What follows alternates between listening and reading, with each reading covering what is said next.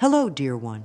Come sit with me for a while. I want you to know that whatever brought you here today, whatever you're feeling right now, you are so welcome in this space.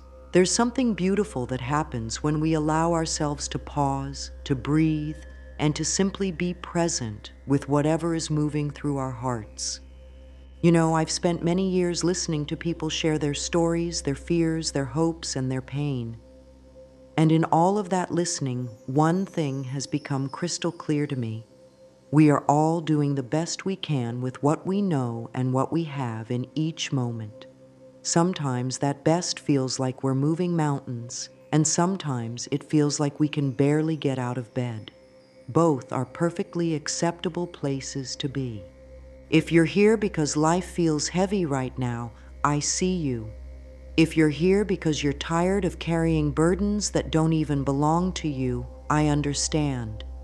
If you're here because you're ready to find a gentler way to walk through your days, you've come to exactly the right place. This isn't about fixing anything that's broken in you because, precious one, you are not broken. You never were. What we're going to explore together is how to hold yourself with the same tenderness you would offer a dear friend who's going through a difficult time. We're going to discover how to speak to yourself with words that heal rather than words that hurt.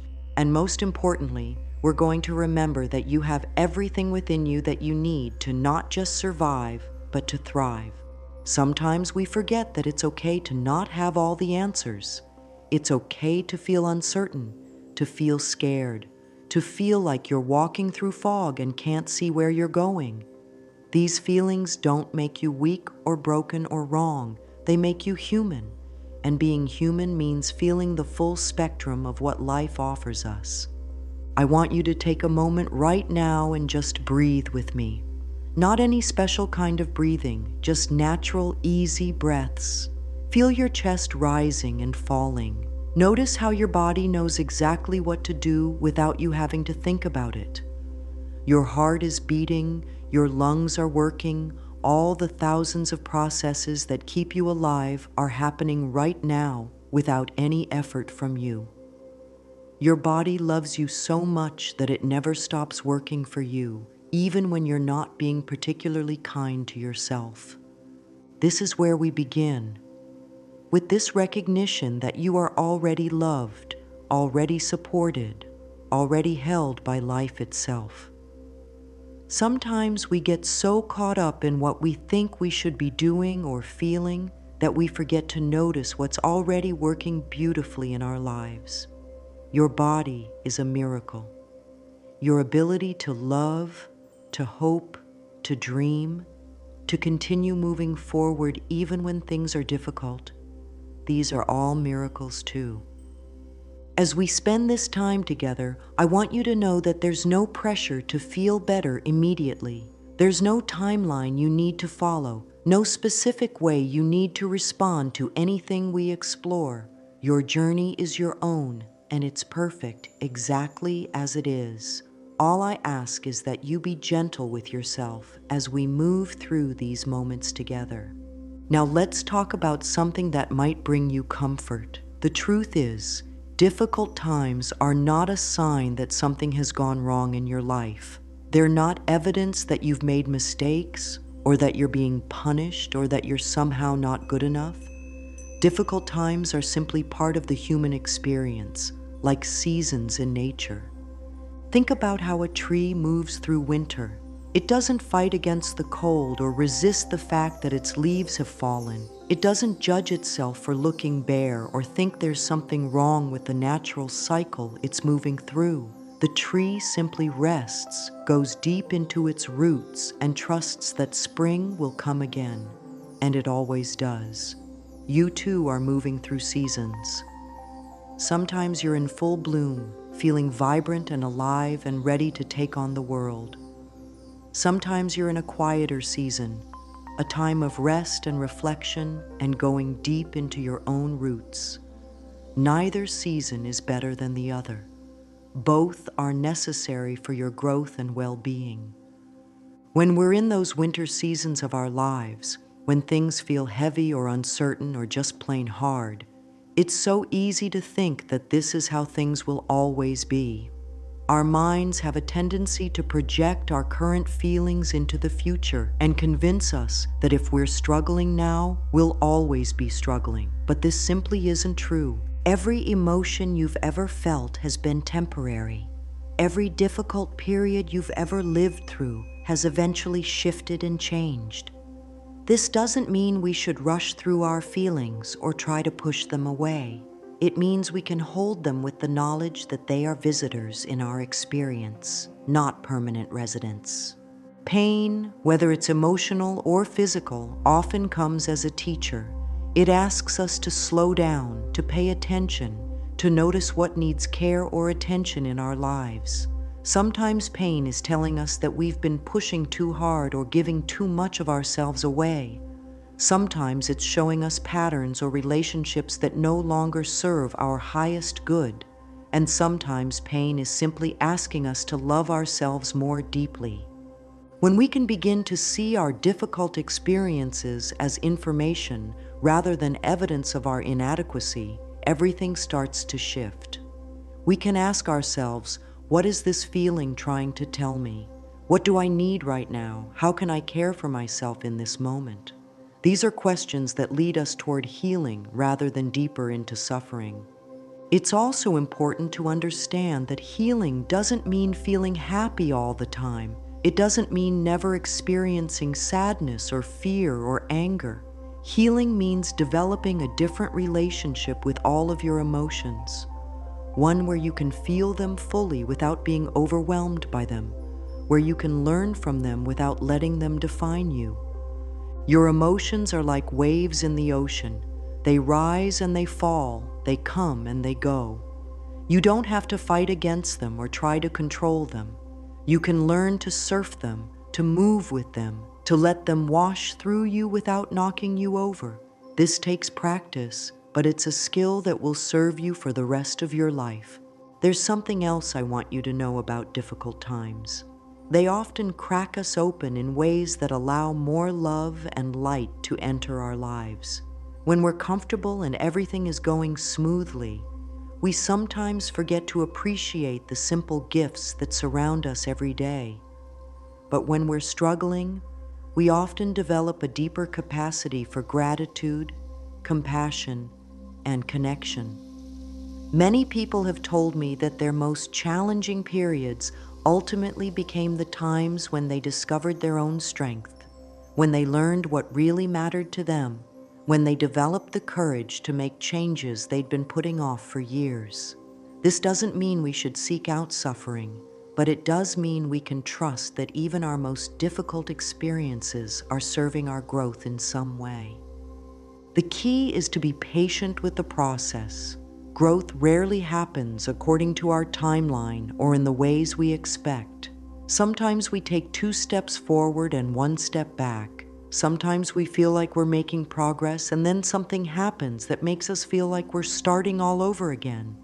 This is all perfectly normal and natural. Your body is wise beyond your imagination. It holds the story of everything you've ever experienced. Every joy, every sorrow, every triumph, every challenge. And while this might sound overwhelming, it's actually quite beautiful when you really think about it.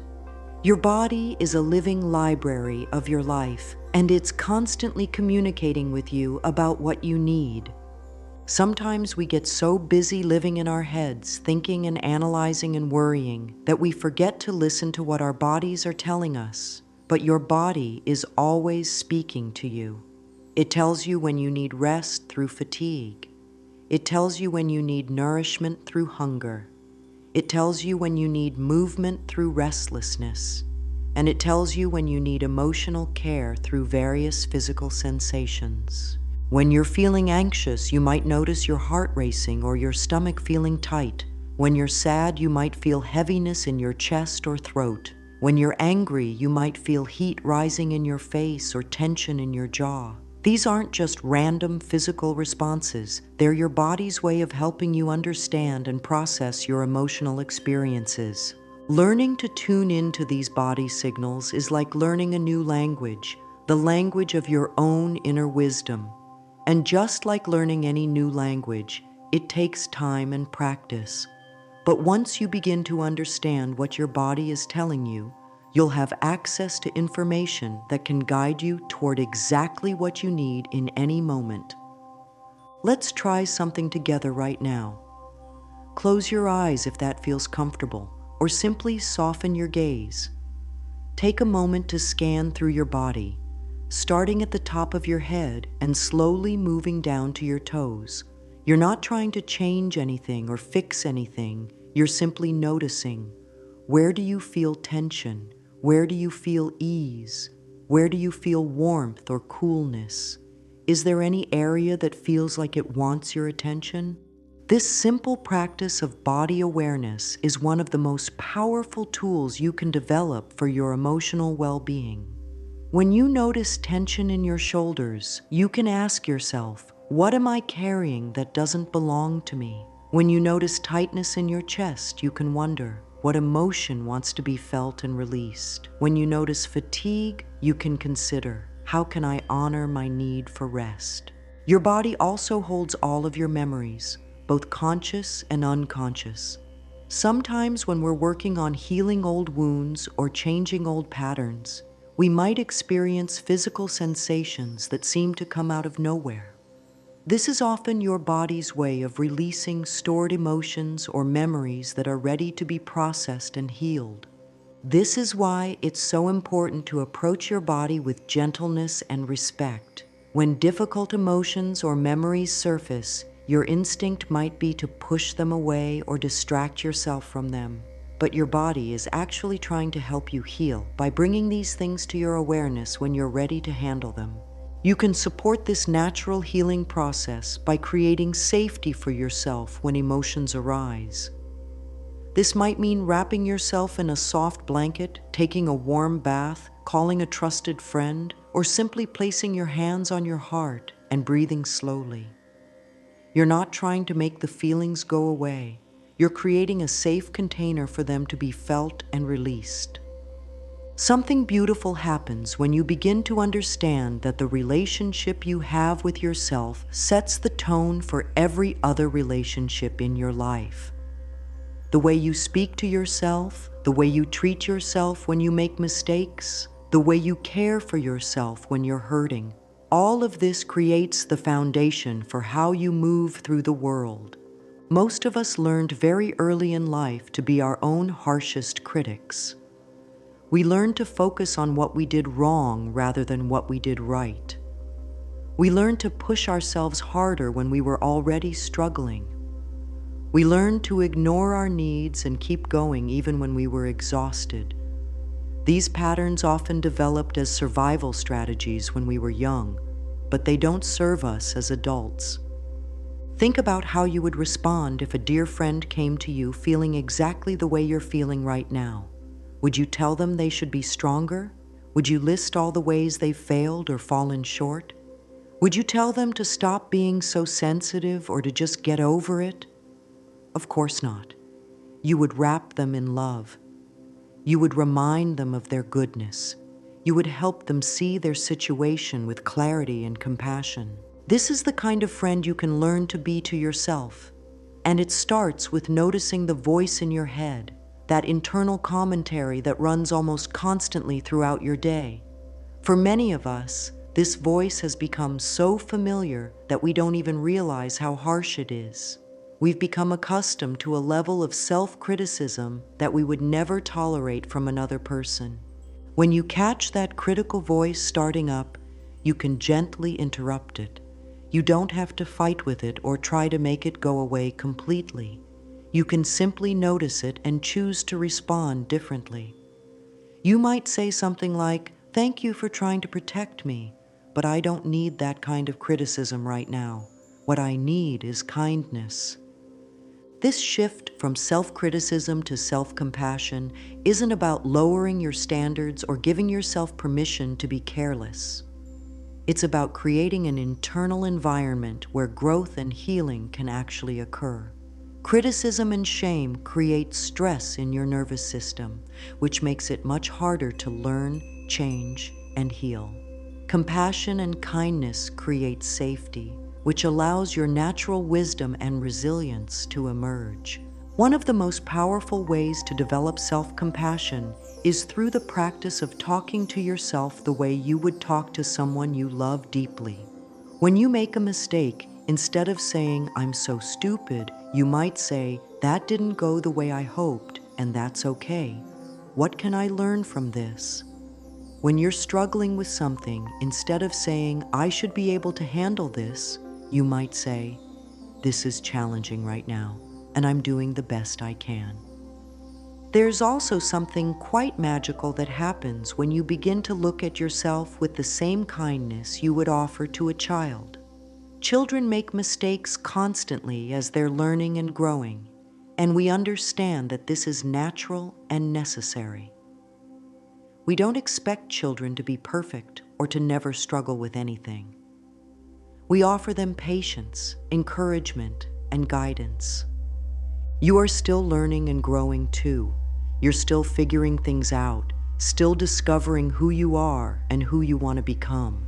The part of you that feels scared or uncertain or overwhelmed is often your inner child asking for the kind of love and reassurance that maybe you didn't receive enough of when you were young. You can give yourself that love now. You can become the loving parent to yourself that you needed then. When that frightened part of you shows up, you can say, "I see you, and I understand why you're scared. You're safe now, and I'm going to take good care of you." Mirror work is one of the most transformative practices for developing self-compassion, though it can feel uncomfortable at first. When you look into your own eyes in a mirror and speak words of kindness to yourself, something shifts at a very deep level. You begin to see yourself as worthy of love and care. You don't have to start with grand declarations or affirmations that feel untrue to you. You can start simply by looking into your own eyes and saying, "Hello, beautiful soul," or "I see you and I care about what happens to you."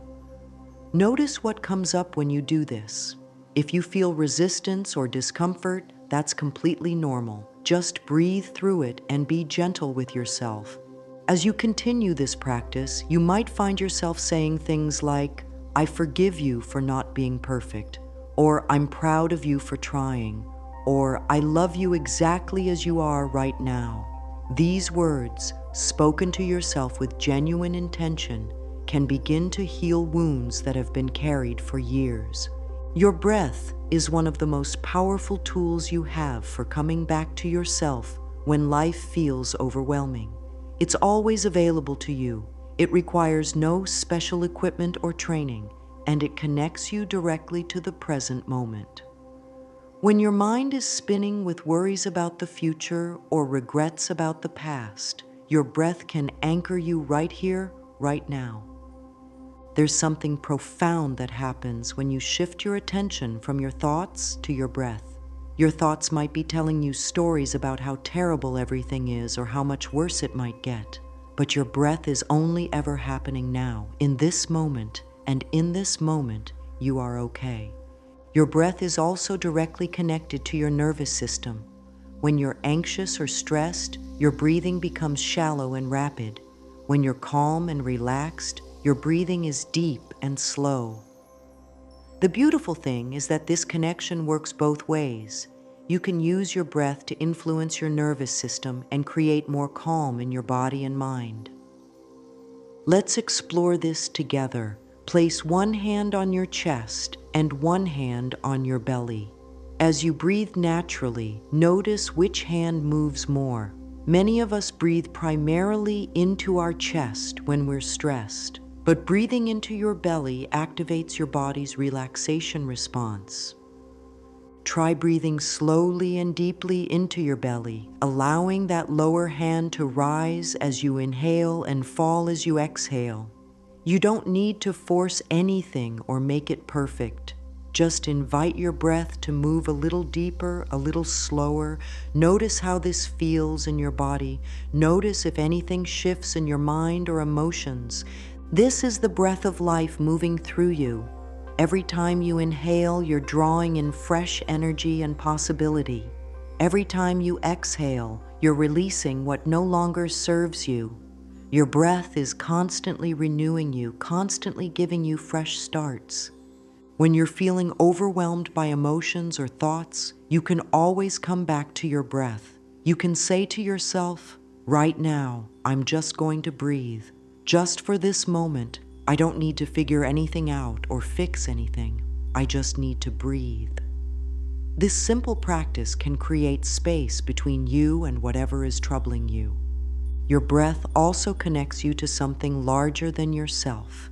Every living being on this planet shares the same air, the same life force.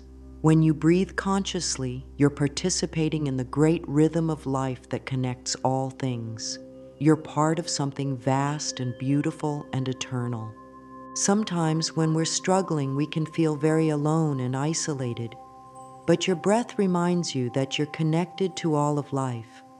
The oxygen you're breathing right now has been breathed by countless beings before you. It has traveled around the world, been part of trees and oceans and sky. You are part of this great web of life, and you belong here. You can use your breath to send love to yourself and to others. As you inhale, you might silently say, I breathe in peace. As you exhale, you might say, I breathe out love.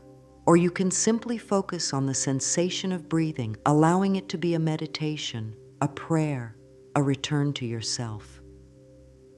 Now let's talk about the voice in your head, that constant stream of thoughts and commentary that colors your entire experience of life. Most people don't realize how much power they have to influence this inner dialogue. You might think that your thoughts just happen to you, that you have no choice in what your mind focuses on, but this isn't true. While you can't control every thought that pops into your mind, you can choose which thoughts you pay attention to and which ones you let go. You can choose which thoughts you believe and which ones you question. You can choose to cultivate thoughts that support your well-being and gently redirect thoughts that cause you suffering. The first step is simply noticing what your mind is doing.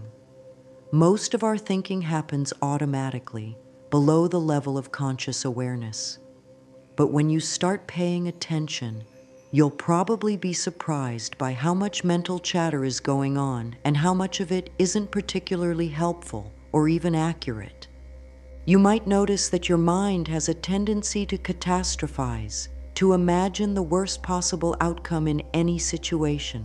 You might notice that it loves to rehash past mistakes or worry about future problems. You might notice that it's quite skilled at finding fault with yourself and others. This isn't because there's something wrong with your mind. This is actually how most human minds operate when left to their own devices. But you don't have to be a passive victim of your own thoughts. You can begin to question them. When your mind tells you that you're not good enough, you can ask, is this actually true? When it tells you that everyone is judging you, you can wonder, how do I really know what other people are thinking? When it tells you that things will never get better, you can consider, have things ever changed before in my life? This isn't about positive thinking or trying to convince yourself that everything is wonderful when it's not. It's about developing a more balanced and realistic relationship with your thoughts. It's about recognizing that thoughts are not facts. They're just mental events that come and go. You can also begin to consciously choose thoughts that feel better and serve you better. This doesn't mean lying to yourself or pretending everything is perfect. It means looking for thoughts that are both true and helpful. Instead of, I always mess everything up, you might think, I'm learning and growing from my experiences. Instead of, nothing ever goes right for me, you might think, some things are challenging right now, and some things are going well. These supportive thoughts are like seeds that you plant in the garden of your mind. The more attention you give them, the more they grow. Over time, thinking in ways that support your well-being becomes more natural and automatic. Words have tremendous power. The words you speak to yourself matter more than you might realize. They shape your beliefs about yourself and your life. They influence your emotions, your energy, and even your physical health. When you speak words of kindness and encouragement to yourself, you're literally changing the chemistry in your brain and body. You can begin to replace harsh self-talk with gentle, supportive language. Instead of, "I can't handle this," you might say, "I'm learning to handle this step by step." Instead of, "I'm so weak," you might say, "I'm being tender with myself during a difficult time." These aren't just pretty words, they're tools for transformation. There's something deeply courageous about allowing yourself to be vulnerable, to admit when you're struggling, to reach out for help when you need it. Our culture often teaches us that vulnerability is weakness, that we should be able to handle everything on our own, that asking for support is a sign of failure. But this couldn't be further from the truth. Vulnerability is actually where your greatest strength lives. When you can acknowledge your humanity, your fears, your needs, your imperfections, you open the door to authentic connection with others and with yourself. You stop pretending to be someone you're not and start accepting who you actually are. And who you actually are is perfectly worthy of love and support. Many of us learned early in life that we needed to be strong for everyone else, that our needs didn't matter as much as other people's needs, that we should give and give without ever asking for anything in return. These patterns might have served you at one time, but they can leave you feeling depleted, resentful, and deeply lonely. The truth is, you don't have to carry everything by yourself. You don't have to be the strong one all the time. You don't have to have all the answers or pretend that you're okay when you're not. There's incredible freedom in admitting that you're human, that you struggle sometimes, that you need care and support just like everyone else. When you allow others to see your vulnerability, you give them permission to be vulnerable too. You create space for real, honest, healing connection. The relationships that matter most are the ones where you can show up exactly as you are, messy, imperfect, still figuring things out, and know that you'll be met with love rather than judgment. This doesn't mean you should share your deepest struggles with everyone you meet. Vulnerability requires wisdom and discernment. You want to share your heart with people who have earned the right to hear your story, people who will hold your tender places with care and respect. Learning to set healthy boundaries is part of this process. Boundaries aren't walls that keep people out. They're guidelines that help you stay true to yourself while remaining open to love and connection.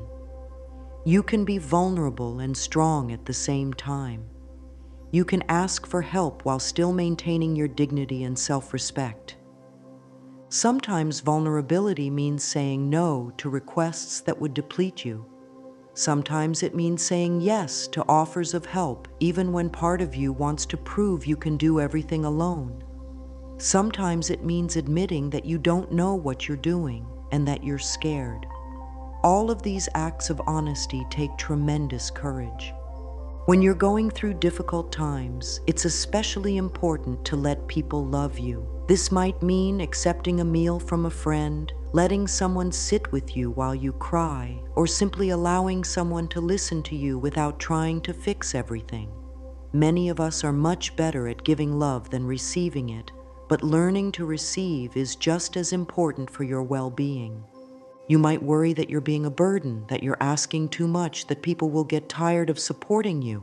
But consider this: when someone you care about is struggling, don't you want to help them? Don't you feel honored when they trust you enough to share their pain with you?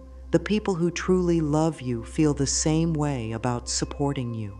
Connection is healing. When you feel seen and understood by another person, when you realize that you're not alone in your struggles, something shifts inside you. You remember that you're part of the human family, that your experiences are shared by others, that there's nothing fundamentally wrong with you for having a hard time. You also have gifts to offer others, even when you're struggling. Your empathy, your compassion, your ability to understand what it's like to hurt. These are precious gifts that can help other people feel less alone. Sometimes the best thing you can do for someone else is simply say, "I understand. I've been there too. You're not alone." Change doesn't happen all at once. It happens in small moments, tiny shifts, little choices that add up over time. When you're feeling overwhelmed by everything that needs to shift in your life, the key is to focus on what you can do right now, in this moment, to care for yourself or move in a positive direction. Maybe that's taking 3 deep breaths. Maybe it's drinking a glass of water or stepping outside for a moment of fresh air. Maybe it's writing down one thing you're grateful for or sending a text to someone you love. These small actions might seem insignificant, but they're actually profound acts of self-care that signal to your nervous system that you're safe and that you matter. Your daily habits and routines have enormous power to support your emotional well-being. When you create small rituals of self-care and repeat them consistently, you're building a foundation of stability and comfort that will support you through both good times and challenging ones. This might be as simple as making your bed each morning as a way of creating order and accomplishment right at the start of your day. It might be taking a few moments each evening to reflect on what went well, no matter how difficult the day was. It might be keeping a gratitude journal, taking a short walk, or having a cup of tea while watching the sunrise. The key is choosing practices that feel good to you and that you can realistically maintain. There's no point in creating elaborate self-care routines that add stress to your life. Start small and build gradually. Maybe you begin with just 1 or 2 minutes of conscious breathing each morning. Maybe you commit to saying one kind thing to yourself each day. These tiny seeds of self-love will grow over time. Movement is medicine for both your body and your emotions. You don't need to run marathons or spend hours at the gym. Even gentle movement, stretching, walking, dancing to your favorite song can shift your energy and help you feel more connected to your body. When emotions feel stuck or overwhelming, movement can help them flow through you more easily. Creativity is also healing, whether it's drawing, writing, singing, cooking, gardening, or any other form of creative expression. Engaging your creative spirit connects you to joy and helps you process emotions in a healthy way. You don't have to be talented or produce anything beautiful. The healing happens in the process of creating, not in the end result. Sleep is one of the most powerful things you can do for your emotional health. When you're well rested, you're better able to handle stress, regulate your emotions, and think clearly. Creating a soothing bedtime routine and prioritizing good sleep isn't selfish. It's essential for your well-being. Nourishing your body with good food, staying hydrated, and spending time in nature all support your emotional balance as well. Your body and mind are intimately connected, and caring for one supports the other. Remember that progress isn't always linear. Some days you'll feel like you're moving forward, and some days you might feel like you're sliding backward. This is completely normal and doesn't mean you're doing anything wrong. Healing happens in spirals, not straight lines. When you have setbacks or difficult days, you can remind yourself that this is part of the process. You can say, "This is hard right now, and that's okay. I'm still growing and healing even when it doesn't feel like it." These gentle reminders help you stay compassionate with yourself through the inevitable ups and downs of change. Building a toolkit of practices that comfort and support you means you'll always have something to turn to when life feels challenging. Maybe your toolkit includes breathing exercises, affirmations, favorite songs, comforting books, supportive friends to call, or places in nature that bring you peace. The more tools you have, the more resourceful you'll feel when you need support. Healing is not a destination you arrive at. It's an ongoing journey of coming home to yourself again and again. There's no finish line where you suddenly become perfect or never struggle with anything again. Healing is about developing a loving, patient relationship with yourself that can hold all of your experiences with grace. Your healing journey is unique to you. What works for others might not work for you, and that's perfectly fine. What matters is that you stay curious about what helps you feel more peaceful, more connected to yourself, more able to move through life with ease and joy. Trust the timing of your life. Trust that you're exactly where you need to be, learning exactly what you need to learn. This doesn't mean you should be passive or stop working toward positive changes. It means you can relax into the understanding that your life is unfolding perfectly, even when it doesn't feel that way. Some seasons of your life will be easier than others. Some years will feel like tremendous growth and expansion, while others might feel more like rest and reflection. Both are necessary, both are valuable. You don't have to be constantly improving or achieving to be worthy of love and respect. Your inner wisdom knows what you need and when you need it. Sometimes it will guide you to take action, and sometimes it will guide you to rest. Sometimes it will encourage you to reach out to others, and sometimes it will invite you to turn inward. Learning to listen to and trust this inner guidance is one of the greatest gifts you can give yourself. When you feel confused or uncertain about what to do next, you can always pause and ask yourself, what do I need right now? Or, what would be most loving for me in this moment? Your body and heart will give you answers if you're willing to listen. Forgiveness is a powerful part of the healing journey, but it's not something you can force or rush. Forgiveness doesn't mean condoning harmful behavior or pretending that hurtful things didn't happen. It means releasing the grip that old hurts have on your heart so that you can move forward with more freedom and peace. Sometimes the person you most need to forgive is yourself. You might be carrying guilt or shame about choices you made in the past, words you spoke in anger, or ways you feel you failed. But holding on to self-blame keeps you stuck in the past and prevents you from creating the life you want now. You can begin this process gently by acknowledging that you did the best you could with the awareness and resources you had at the time. You can recognize that making mistakes is part of being human and doesn't define your worth. You can choose to learn from your experiences without punishing yourself endlessly for them.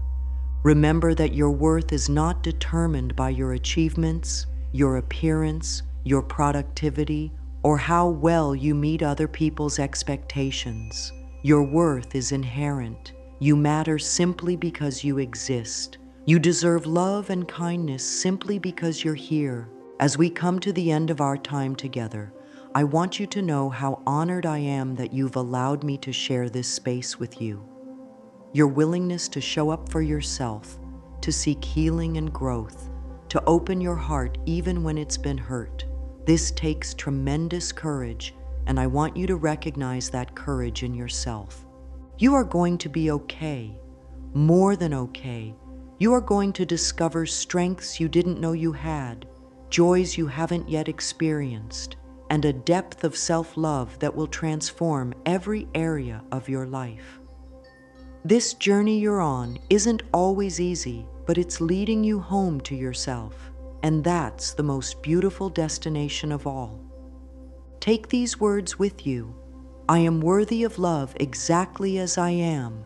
I am stronger than I know. I am healing more each day. I trust in my ability to handle whatever comes my way. I am not alone in this journey. Your life is precious. Your heart is valuable. Your dreams matter. And you, beautiful, imperfect, perfectly human you, are going to be just fine. Trust in that. Trust in yourself. Trust in the love that surrounds you always, even when you can't see it or feel it. Breathe deeply, sweet soul. You're exactly where you need to be.